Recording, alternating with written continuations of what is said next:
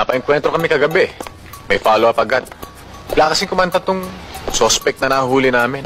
Isang batikang aktor ang tampok natin sa bidyong ito. Isa rin siya sa maituturing na versatile actor sa larangan ng pag-arte. Tara, samahan niyo kung balikan ang naging karera niya sa pelikulang Pilipino.